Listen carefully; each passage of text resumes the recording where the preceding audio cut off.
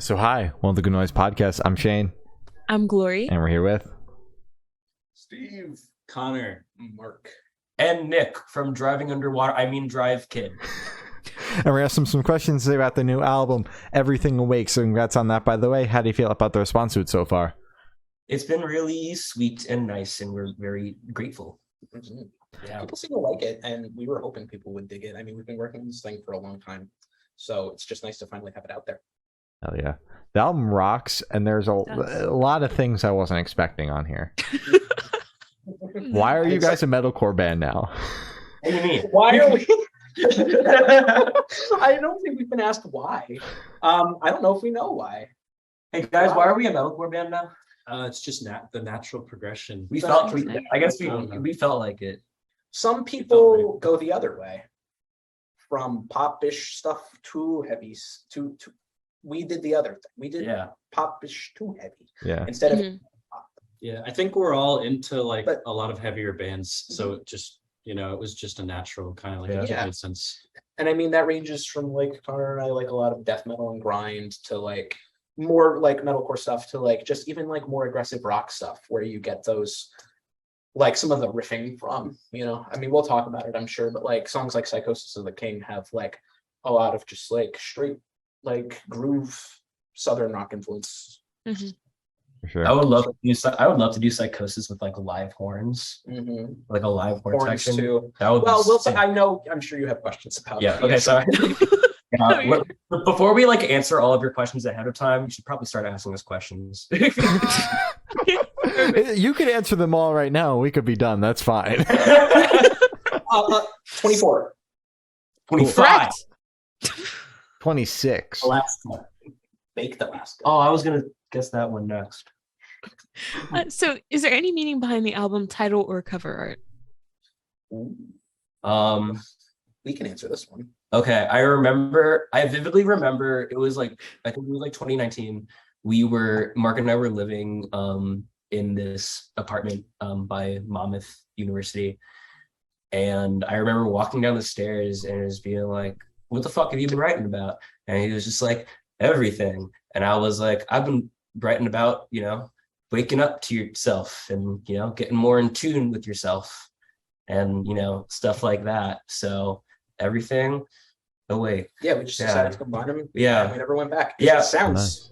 It sounds cool. Yeah. We just kind of slapped them together. We're like, all right, so check that. We're done with that. Let's move on to the next thing. Yeah, and the album art, I was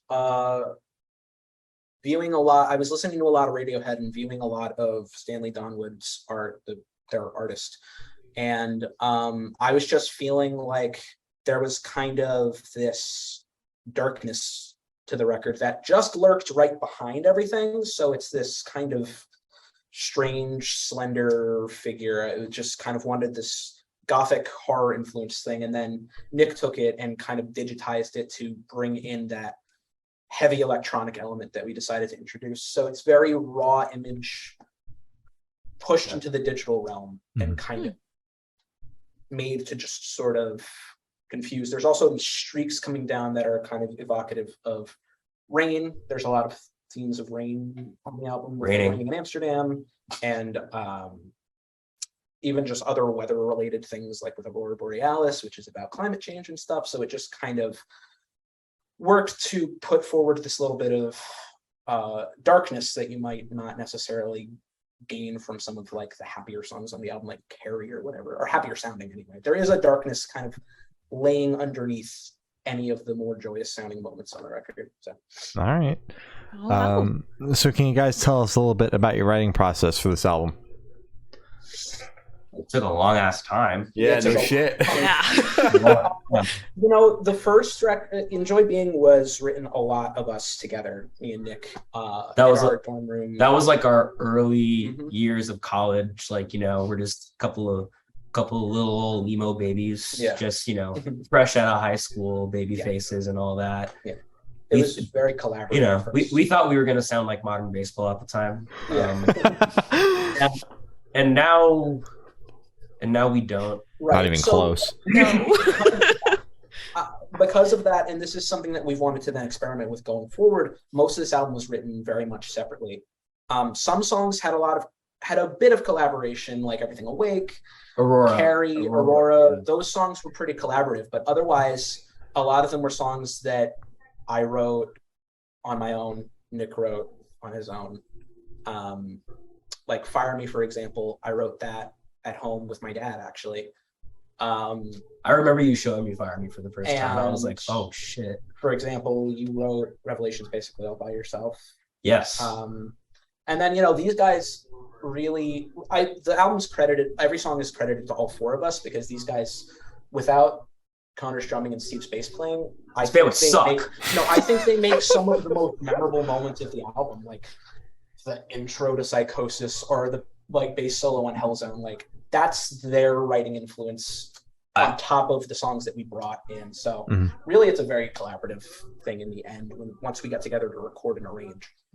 My favorite bass moment is definitely the Psychosis walking bass line in the first verse. Steve, you're the bass player. What's your favorite bass? Yeah, so it's definitely between that and Hellzone for sure. I mean, really, I took my writing process kind of to new heights. I generally was more just rhythm in prior works, but you know, I kind of wanted to get a little creative, and I've been listening to a lot of like jam artists, so I'm trying to just, you know, start with the blank canvas and just see where it goes. You know, don't really try to plan much and just let the music do the talking almost, more or less. But yeah, I would say those two really. And that, you know, jam was my huge influence, and I wanted to bring it to this. And I'm so satisfied with it. It sounds awesome. And, you know, without these guys, it wouldn't be as good either. So, you know, props to them too. Oh, yeah. And speaking, I definitely think we all kind of have a little bit of like, kind of like jazz and blues influence. Like when I was learning guitar as a kid, it was all just like I was only learning like jazz pieces, jazz scales, stuff like that. Like whatever my teacher, who was a jazz guitar player, would teach me. I know you started out on like piano and stuff like that, so it was super classical. Jazz bass training, which I think you were actually in jazz band in high school. I was in the marching band and the jazz band in high school, so yeah. I got plenty of that kind of stuff. And that's where Psychosis is the king. Yeah, you know, I get to show off the chops on. Yeah, you know, Psychosis is the king. Expect more of that in the future. Ooh. Oh, you guys are already planning the next one? Is that going to come out in 2025? I was going to say. It's come out in 2030. It's gonna come out. 2030. You know, they said Rome wasn't built in a day. So. our next interview, I'm gonna be bald. We're gonna be a lot older than too. Not bald because I shaved my head and I want to make a statement, just because I'm gonna age that much. Oh, I remember you two from the Good Noise podcast. Oh my God! It's glory and shame from the Good Noise podcast. Oh my God. Holy shit! somebody. Tommy From the Rugrats. Oh. It's like Rogers. Okay. Okay, so Sorry. it's okay.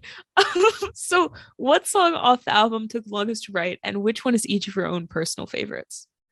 I'm gonna throw out Carrie as being the longest one to write, because of the fact that there was like it was like still 2018, like we were still coming off of Enjoy Being. It was like that fun. Yeah, that is Carrie is the oldest song on the record. I think it was like the first time we actually tried to sit down and write new songs, and I came up with like the main riff that's under the keyboard part, and we got the chorus and the pre-chorus, and that was it. We didn't know what we wanted to do to the bridge for the longest time. The breakdown didn't get written, the electronics didn't get written, and the synth lead didn't even get written until like we were like, it was like 2019, or like, you know, we were already in the studio. Yep. So those parts came really, really late. Is that your favorite song? All right. And personal favorites?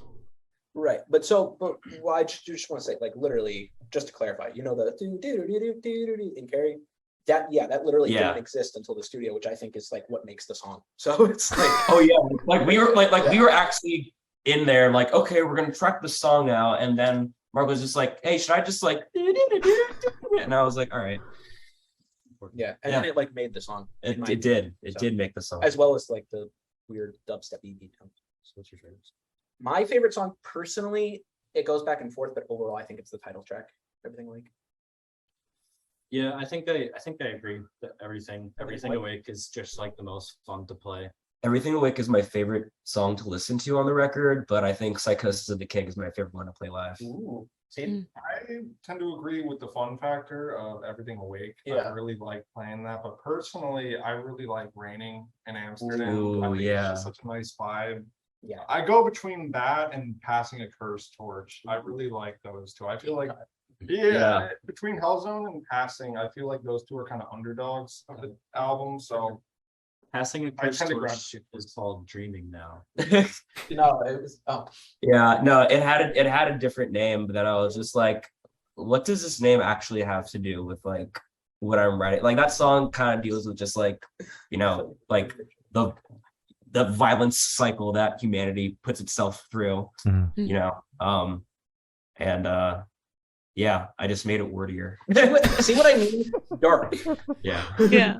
it's like mirror to ourselves, more or less. To our big old pain orb that we call the planet. Pale blue dot. Rock and roll. Hell yeah. Ooh. So how'd the track list for the album come about? Did you guys write the opener be the opener, closer be the closer, you just shuffled around, see what fits? What was that process like? The saddest ending, once I had written it, was always going to close the album. Yeah. Because it's literally called The Saddest Ending, which Fair enough. is actually a reference to the first band that I was in with the producer of our record, Nick Brucato, shout out. That was the name of our band that played like 2 shows when we were kids. And so I wrote that song and I was like, oh, this is an aggressive song. Let me call it The Saddest Ending because I think that would be pretty funny. And then it wound up becoming like a perfect little way to sum up the record once Nick wrote some words for it. Yeah. And then when you come in with like the like Mark comes in with like this atonal like piano thing, like as like the song is like fading out, and then like goes into like this like piano kind of like version of the melody to the chorus of Revelations. I vouched for that to stay on. Yeah. I actually didn't want to keep it. I was like, Yeah, Yeah. you tracked it and you were like, yeah, it's stupid. But then we just never remembered to delete it. And then we were like, actually, we like it. So it's there. Nice. Yeah. Perfect. So, would you guys be able to tell us where Headspace is at while you were creating this album? Oh, Jesus Christ. Oh, no. Before we answer that question, I'm curious as to how long it took from beginning to end to finish this album. 4 years. It took the whole damn time pretty much because COVID was a thing and we couldn't like get together for a long ass time. The last thing we did before the pandemic hit was record that Wonder Years cover we did. We covered a song for Patsy Cline off of the No Closer to Heaven record. I remember that. We did that for like how did we do that for? It was for a compilation. It was for like a Wonder Years cover. It was like it was like for some kind of charity. I think it was for Races Texas. Yes, or something like that. Yeah. Yeah. They like they fund like legal services and stuff for immigrants. So yeah, we were really happy to be part of that, and we love the Wonder Years, so it was a plus. Yeah. Mhm. But then wait, what was the question? Oh yeah, shit. Headspace. Yeah. We did it again. Headspace to the album. Oh Right, yeah, yeah. so it took like 4 years. It took like the whole time from then. Yeah. Um, And our headspaces. I want to answer this one last because it might get away from me. I might drag on. Yeah. I'll be honest, I was in overall a pretty decent headspace when I wrote my songs for the record because they're about very varied things and a lot of them are stories. Like not all of it comes necessarily from reality. Some of it does. But I was in a very neutral headspace, honestly. I find the stuff that I'm writing now is either more aggressive or more happy. So I'm definitely in more of an emotional headspace than I was when I wrote this record, which is strange because I feel like my songs can get pretty emotional. But Nick, I know you can talk about the song.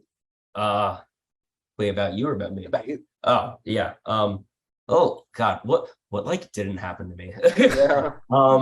Yeah. So where do I start? Not you rubbing my back. Oh my God. So, so much happened over the last 4 years. I got out of I got out of this relationship that was very unhealthy and very kind of harmful to every like almost every facet of my life. Mhm.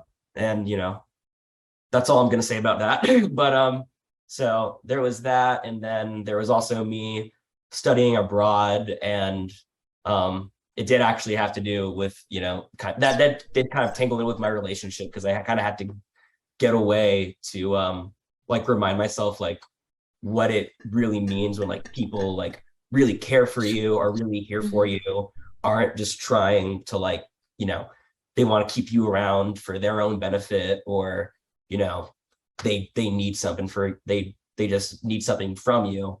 Mhm.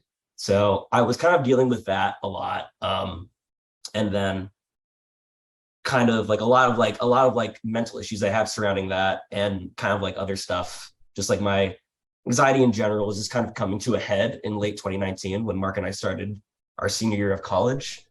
Do I have a water bottle here? If I Here, you can have mine. Oh, thanks, dude. Yeah. If I may say, I think the state of the world probably played in a lot. Oh, yeah. To both of ours. There's Yeah. a lot of there are very heavily political songs on the album.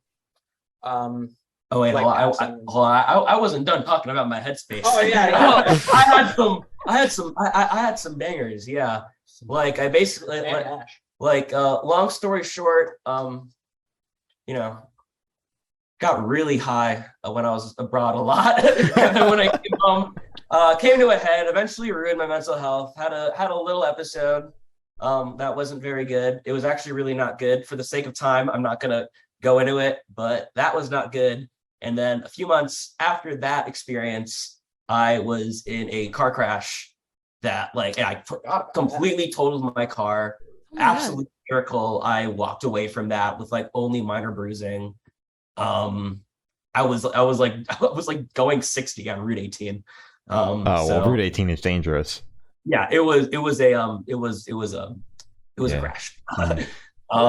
Yeah. So, and that really kind of was one of the things that very much pushed me over the edge. And I was, it kind of brought me to this. It was that, and it was also this this new relationship I'm in with my current partner Nina. That when that was all happening, we had started. That was when we started dating.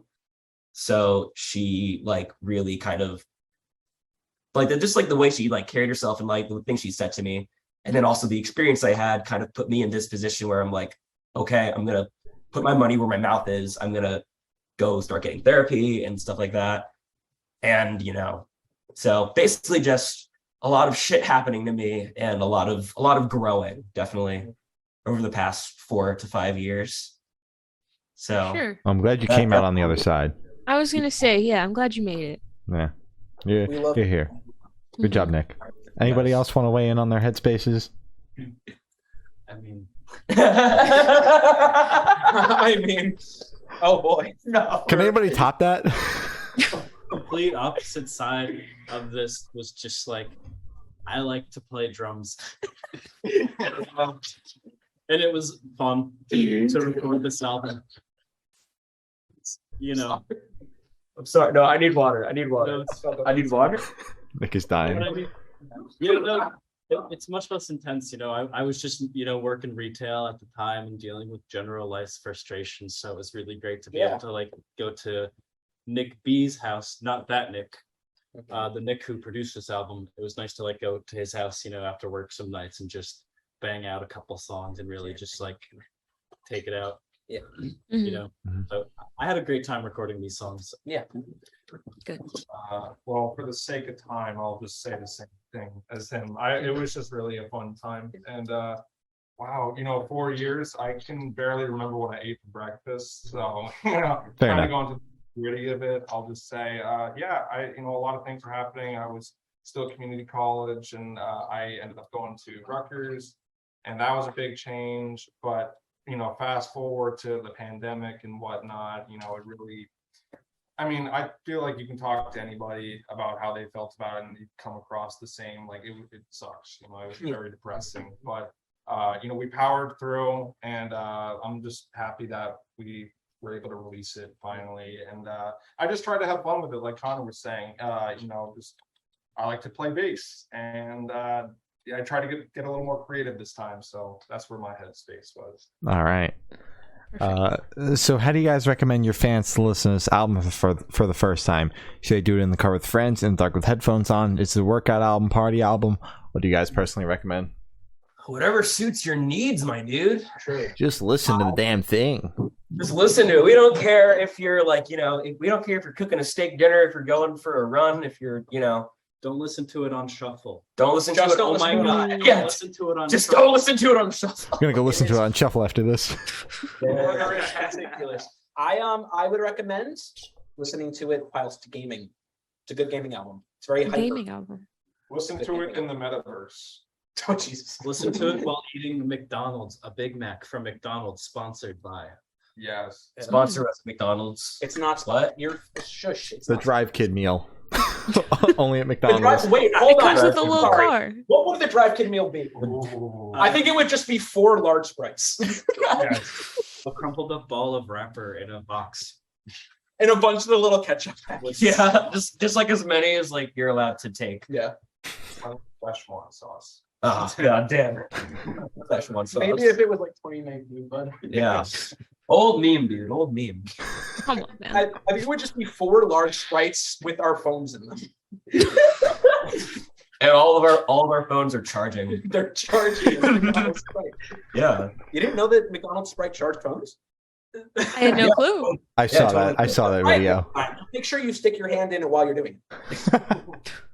Make sure you submerge your entire phone in Sprite. It will charge. It'll Yeah. charge. It'll definitely work. Trust Definitely work. Yeah. Trust- You should try it, Glory. I think I'm gonna let you demo it, and then I'll see how that works, and then I'll definitely go for it. I'll do It it. also tastes better when there's a little bit of battery acid in it. Ooh, yum. As if it's not already battery acid. Why does it taste like that? Oh my god. I want a McDonald's Sprite. There's Oh, actually science behind it, but I'm not gonna. Yeah. Well, you can keep your science, Glory. There's battery acid in it. Hey, all right. Well, actually, there's bad. Shut up. Don't do the. Well, actually, don't do that to me. Don't do that to me. Oh my god. It's ridiculous. Anyways, we're moving on. That was disrespectful.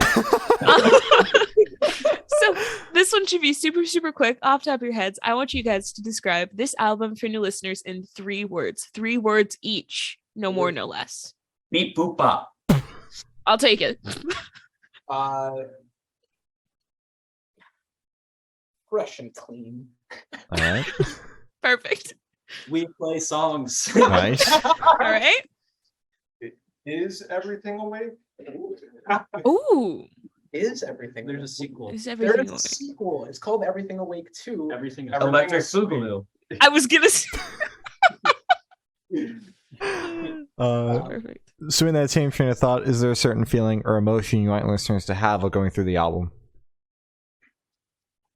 A wide range, you know. I don't think It's a wide range. I don't think we stay necessarily in one spot emotionally. I think there's like, you know, there's the sad songs, there's the angry songs, you know. So We try to take you on a journey, you know? Yeah.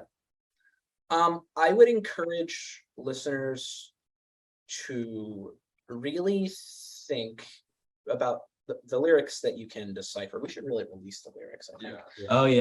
Just I to- knew we were forgetting is this something. on Bandcamp? Just to think. Oh shit, it's not on Is this on Bandcamp. Oh my Bandcamp? god. Wait, the album isn't on Bandcamp? It's not on Bandcamp. It's not on Bandcamp. Well, It we will know be- what you're doing after this.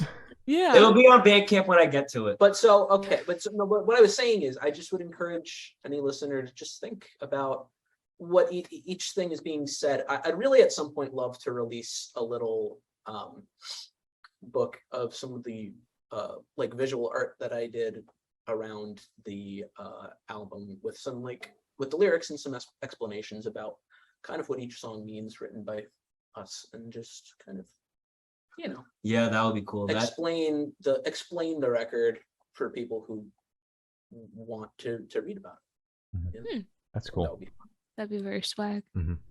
Very swell. We'll write it, but we're only gonna post it on like a fan fiction website. Was that like AO3 or something? Wattpad. Yeah. Wattpad? Yeah. Everybody. We're gonna put it on AO3. Oh my god. 5 Kid in their fanfic. Maybe not. era. We're gonna put it on AO3. Maybe not. You're not- They put a lot of stuff on That would- AO3. Not bet that stuff. I would at hope all. that's the only thing that you could go on AO3, read it, and not come out with like 17 new undiscovered kinks that you have. Although I could be wrong. I don't know the lore behind the album. Exactly. We could also make it just a post of just a chain of tweets. Well, that That would would be work easier. too. Yeah. We Yeah. actually use it to make some content for once. Yeah. For media. There you go. Yeah. So, what is your favorite memory that you made while creating this album? My favorite memory was we were in the studio one day, and so okay. Okay. All right. So we recorded this album in our producer Nick's basement, and the ceiling is kind of low, but there is a section of the ceiling that just kind of dips down like another 5 inches, and it's like I don't know what the material is called, but it's like paneling that you would see in like the ceiling of like a classroom or It's something. very soft. Yeah, it's like soft. I didn't realize it was soft. And Connor turns to me and he's like, "Nick, there's a night crawler above your head." Like one of those centipede bugs. Like one of those like long ass centipedes. Oh, And like without like skipping a beat, I turn around, bend down, take off my shoe, my flip flop, and then I come up and I just hit it as hard as I can. And there was just like it just blew out. There was just a straight up hole, just like a gaping hole in the wall. Mm-hmm.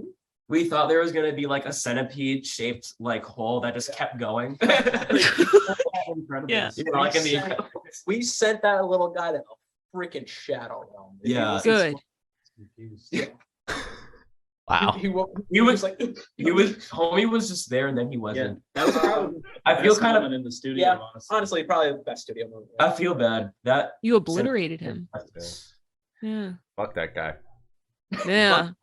My favorite actually might be one other thing. When we were recording Psychosis of the King, there is a breakdown in which I invoke the idea of monster energy being consumed. Oh my god, yes. And we decided to sample a can opening. It's not actually a Dr. Pepper. It's not.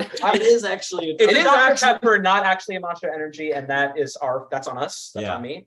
Mhm. But I sip it. We got a really nice sounding sample of it cracking open, and I sip it and I go, nice, and then I burp.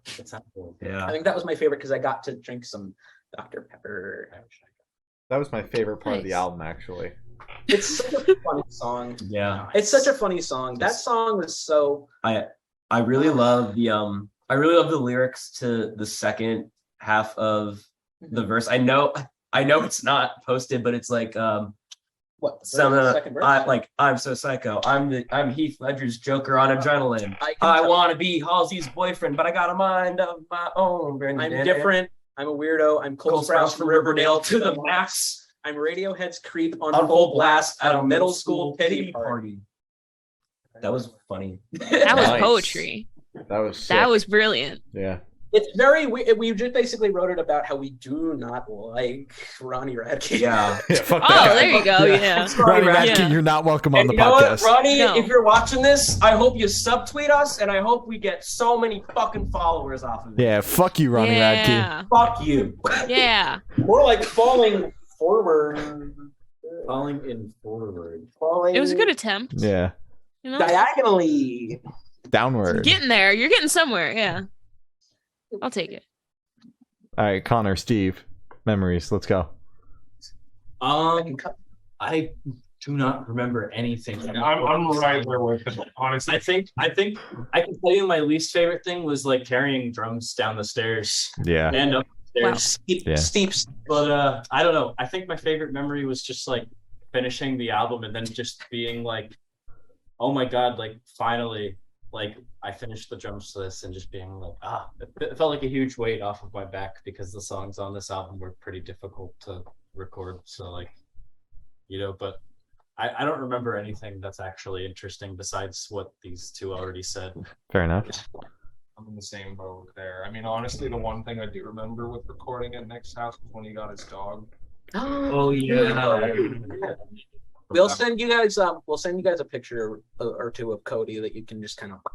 He was like it's what an Australian husky. He's an Australian Shepherd. Yeah, Shepherd, and he's like super hyperactive. Maybe He's the just a little softest puppy. dog, and he was really tiny, but now he's big. Oh my god. Oh. Big boy. Nice. Yeah, we haven't seen Cody since we finished the album. I just saw Cody yesterday. Oh, Not yesterday. Oh. I haven't seen Cody since we finished the album. I guess you got to record another one. Mm-hmm. He's a massive guy. Yes. So picture this: you're on Tory at a gas station for a rest stop. What was your snack of choice? Gummy worms. Okay. Perfect. If they have like the Reese's like in the refrigerator, like nice In the cold Reese's. refrigerator? Yeah, cold Reese's. Refrigerator. Yeah, the fridge. Or just like regular Reese's. Cheez-Its. I once had Sun Jim. this Jack Link's bacon jerky, and it was like, all right. I've had Jack Link's anything once in my life and never again. My Yeah. my stomach and intestines were not pleased. Pain. It was pain. I've got. It was like Mount St. Helena erupting. It was Oof. bad. Oh Oh, no. Yeah, it was not good, dude. Oof. I've just got predator teeth. What are you talking about? I'm like a little carnivore. I'm like a little T-Rex, huh? Yeah. Steve, Nick, tour snacks. Oh right. I would get the. You ever have the all dressed ruffles? Mm-hmm. Those are really good. what? I would get those. I'd probably get. I'm like addicted to like the cheese Ritz bits, so I would probably grab a couple of those and stock up, and then Blue Powerade because that's like the life force of like when you're feeling like shit, Mm-hmm. especially like when you're playing shows. Yeah. Mm-hmm. Dude, those all dressed ruffles are so fucking good. I will drive to the ends of the earth for those fucking things. You can only find them on occasion, but you always got to stock up when you can find them. The convenience store across the street from my house used to have them like all the time, and now they don't. Yeah. So it's the Canadian stuff, so it's not here all the time. It's unfortunate. Steve. Two things really come to mind. I'm at a gas station. Mr. Goodbar and Good Death. That's Liquid Death. Nice. the Wait, breakfast guys. of champions. What are you talking about? We forgot that you can just siphon the gas and go. Yeah, you take the Yummy. gas pump and you drink some of it. It has like 10,000 calories or something, so you don't have to eat for a couple days. Yeah. Nice. That's good. That's how you get your that's the keto diet, right? Yeah, it's keto. Something Yeah, about that your sounds right. yeah. You have to get the extra version. Gasoline is keto. Yeah, but I don't know. I think getting Sprite will charge your phone. I think getting something from the convenience store at the gas station might be cheaper than filling up your stomach on gas. Well, right now, yeah. Yeah. But you pay for quality. Yeah, you're paying for. We should make dry olive oil, Okay. cold press. Did you say we should make Drive Kid olive oil? Drive Kid olive oil, cold press, extra virgin with my face on it. How many bands do you know that have their own olive oil, huh? Infuse it with a little tiny bit of weed. So we'd only be able to sell it in like half of the states. Yeah. We have to put it away if we play in like Virginia or something. Oh. Oh, Yeah. not Virginia. Actually, Virginia has weed legal now. Really? So, well, you can't be charged with it. I think you can only have like 2 ounces on you at a time. I think that's the whole thing. I don't know.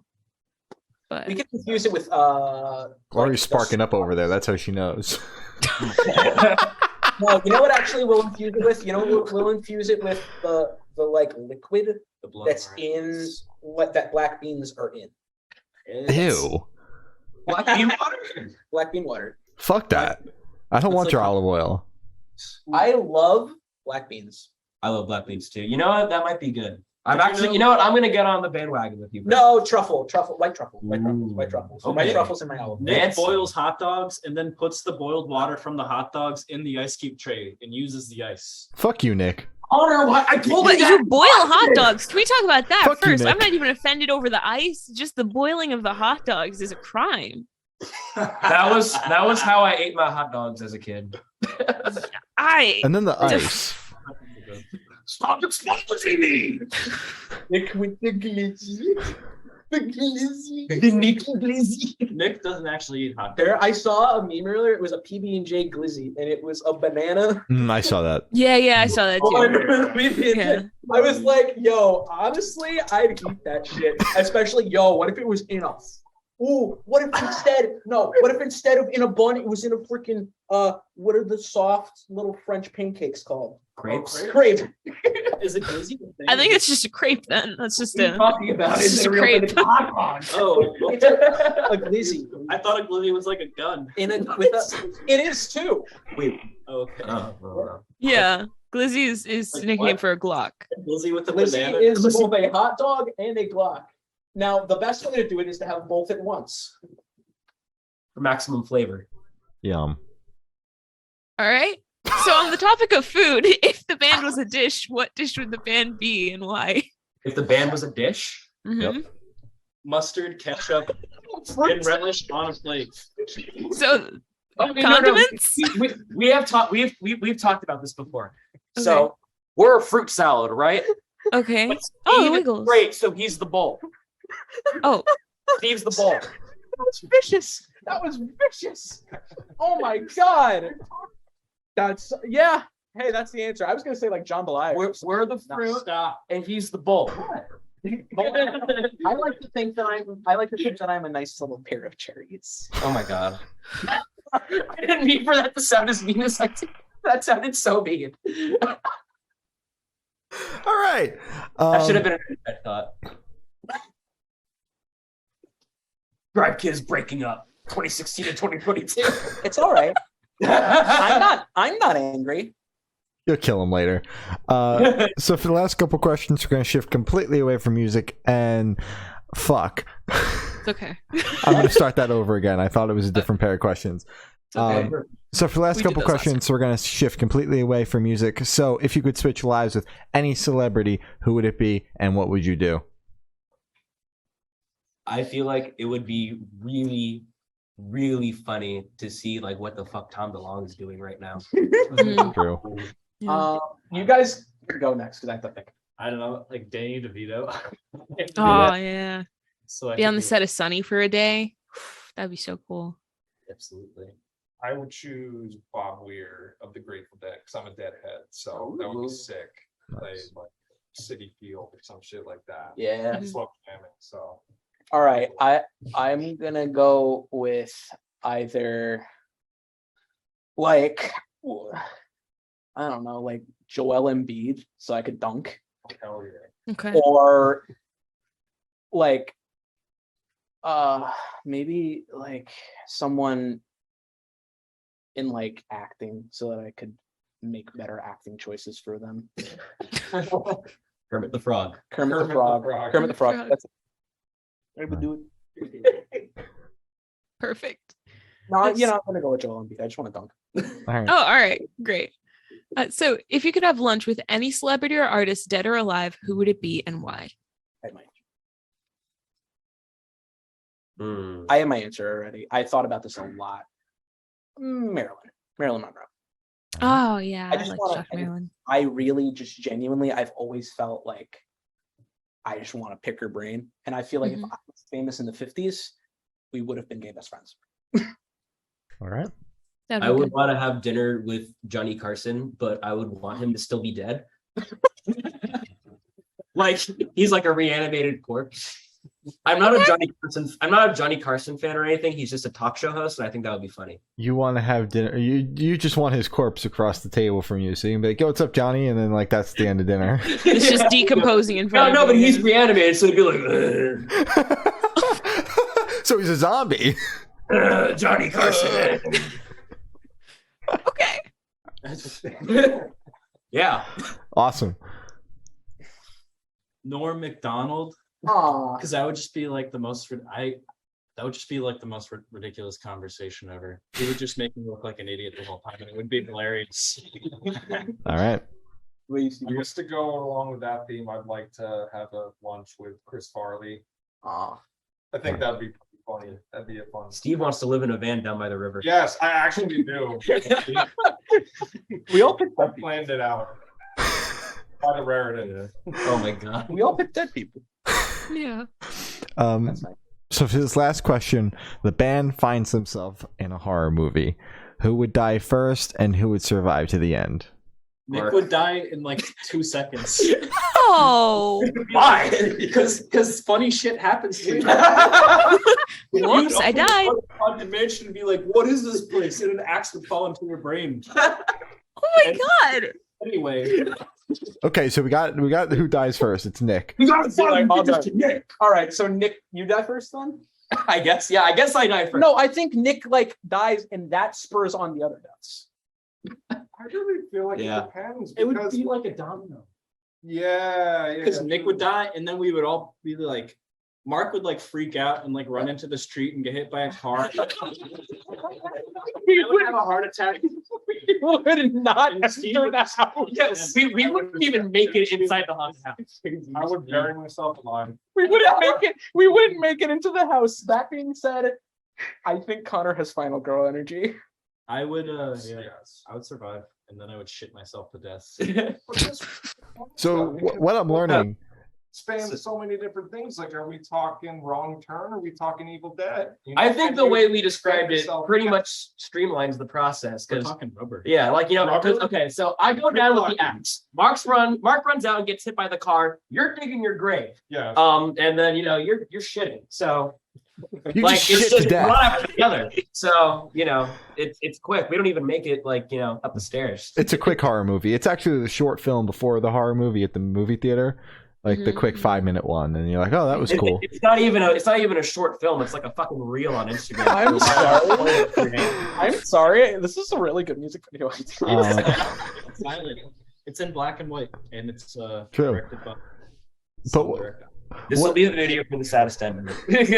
what I learned from this question is that Nick is the glue that holds you guys together, because it just evolves into chaos once you die. Yeah, that's true. Which I is mean, we like- practice like- at their like- house. We Social media, like social media shows and stuff. Like Nick Booking does all the shows. hard work Yeah. for us. We're all just along for the ride, honestly. Yeah. Fair enough. Mhm. All the work for this band besides Next like week. the songwriting. I mean, Nick they does can all- help, but Nick does all the work, and I take all the credit. Nick does all the work and we like it. We give And you that's why kisses. he used to fart on my pillow to try to give me pink eye. yeah, What? that's what I would tell him I was doing, but I would never actually confirm whether or not I was doing it. I knew. I wanted to keep him guessing. I might have liked it. Who knows? That's a great spot to end this interview off on. So as I said, that's all the questions we have today. Is there anything you guys would like to plug? The album. The album. We are playing Knife Fest on. We were playing Knife Fest on This will probably Saturday. come out. You guys after- will have played Knife Fest by the We'll time have this played- comes out. Congratulations. Congrats. Do we have Good any set, other- guys. Good set, guys. Not that we can talk about, but we do have a few shows lined up in August that will be announced. Which we'll soon. announce. So follow us on social medias because then you can see. Follow us on the Twitter and the Instagram, mostly the Instagram because that's where I like to post the most because I'm lazy. Ooh, Twitter's a hell site. But Yeah, we Twitter also sucks. want to play shows. So if anyone's watching this that knows anybody that wants a band, hit us up. Lori, will you book us a show in Virginia? I'll try. We'll play in your backyard. We'll play. Sure. We'll play in your. We'll play in your bathroom. We'll play in your mailbox. Go for it, man. I think the show's for booked it. now. Yeah. Fuck it. Well, thank you for Snot. This guy's been Drive Kid, and we have been the Good Noise Podcast.